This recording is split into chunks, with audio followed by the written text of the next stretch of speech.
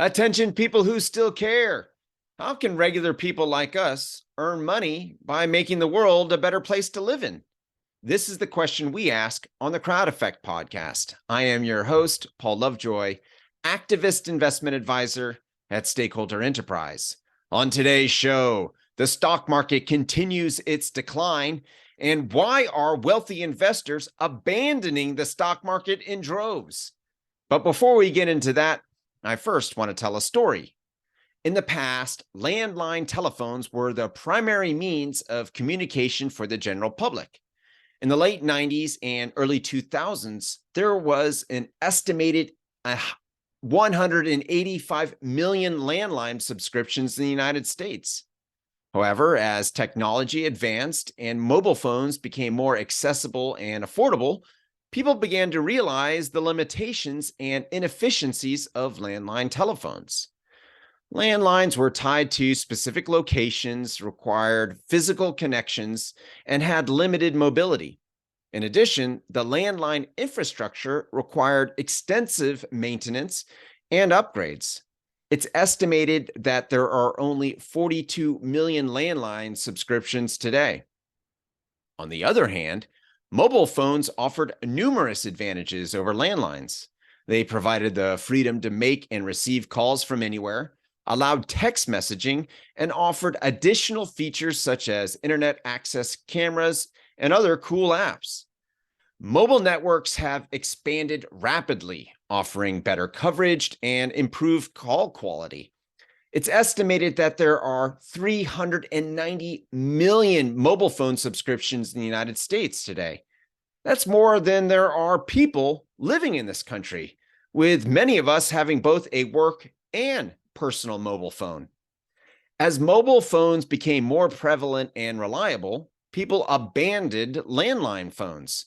The general public saw the convenience, flexibility, and efficiency offered by mobile phones as superior to the outdated landline system. Which brings us to our story of the day. Why are the wealthy and the super rich abandoning the stock market in droves?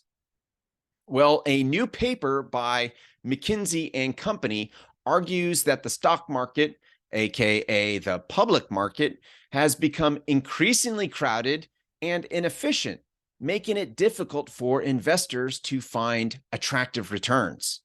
The paper, titled "The Declining Returns of the Public Market and the Rise of the Private Market," found that the average annual return of the S&P 500 index has declined from 10.2% in the 90s to 7.6% in the 2010s. The paper also found that the average annual return of the Russell 2000 index, which tracks small cap stocks, has declined from 14.1% to the 90s to 10% in the 2010s. The paper argues that the decline in returns from the public market is due to a number of factors, including the rise of passive investing, the increasing availability of capital, and the increasing regulations of the financial markets. Passive investing is an investment strategy that involves investing in a broad basket of assets, such as an index fund. ETFs is another way to think about it. This is a way so you're not trying to beat the market. Passive investing has become so popular in recent years, it has been shown to be a cost-effective way to invest. The increasing availability of capital has also made it more difficult for investors to find attractive returns in the public market. There is now more capital available to invest than ever before, and this has led to increased competition for investment opportunities. The increasing regulation of the financial markets has also made it more difficult for investors to find attractive returns in the public market. Regulations have made it more difficult for companies to go public, and this has reduced the number of investment opportunities available to investors. Back in the 90s, in the late 90s, at its peak, there was around 8,000 publicly traded corporations. Today, that number has been cut in half, with just above 4,000 publicly traded corporations. The paper argues that the private market offers a number of advantages over the public market, including access to illiquid assets, higher potential returns, and less regulation. Illiquid assets are assets that are difficult to buy and sell. These assets are often more difficult to value, but they also offer the potential for higher returns. For example, venture capital investments are typically made in early stage or startup companies that have the potential to grow rapidly. These investments can be very risky, but they also have the potential to generate outsized returns. The private market is also less regulated than the public market. This means that investors have more freedom to invest in the types of assets that they want. The paper concludes with the authors recommending investors consider the private market for more attractive returns. Okay, here's the big catch though. The private market is reserved exclusively for accredited and institutional investors. So what's an accredited investor? Well, do you have $1 million cash in the bank? Did you make $200,000 a year for the last 2 years as a single person, or $300,000 a year for the last 2 years as a married couple? If not, then the answer is no, and you are locked out of the private market. It's kind of like the wealthy and the super rich are allowed to use the mobile phones, and the rest of us are stuck using landlines still. Well, this brings us to the financial tip of the day. Become a crowd investor. Now, the only way for the general public to access the private market is via crowdfunding. And this happened due to some regulations that were passed through the Jobs Act. In 2015, there was Regulation A+, and in 2016, there was Regulation Crowdfunding. These two regulations allowed the general public access to this private market.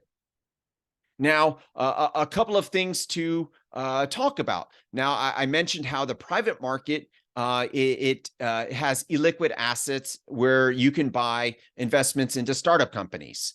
Yes, that is very true. There's something called equity crowdfunding, and there are some very reputable platforms that, every day you and I can go on to and invest in these early stage companies and these startup companies. They are far more risky than an established company. But here's the cool thing with crowd investing. There are minimum investment requirements on some platforms as little as $50.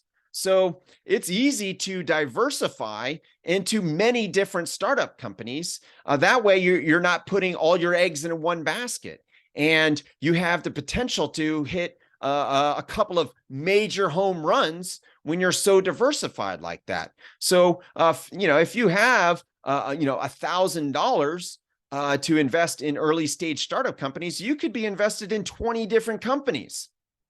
Huge advantage. I also mentioned less regulation in the private market. Well, a lot of people cringe at that. Oh, less regulation. But here's the thing. Right now, there is no way for the general public to invest in communities. There is no way for the general public to invest in small businesses. There is no way for the general public to provide loans to individuals and companies that need this needed funding, social enterprises that need this funding. Now, with crowdfunding allowing the general public to access these investments, you and I now can invest in small business. We can invest in regular people. We can invest in communities that we live in and that we care about. So this is the power of crowd investing. Not only does it offer the potential for more attractive returns, but it also allows the general public to invest in our own communities, in our own people. We have this opportunity to replace banks by loaning money ourselves via crowd lending. This is a very exciting time to live in because this is the first time in history where the general public has had this ground floor access into shaping our economy and how it looks. If you're wondering why the rich are getting richer and corporations are only getting more powerful, well, they've locked down this private market, for years. And even before there was such a thing as a private market, well, who do you think was shaping the world? Well, it was kings and queens and dictators. They were the ones in control of how our economy was shaped. So this is such a unique time in history where we have this ability to invest in ourselves. My name is Paul Lovejoy. I am a crowd investor, and I see you are one too. If you'd like to know the 3 secrets to change the world, go to stakeholderenterprise.com.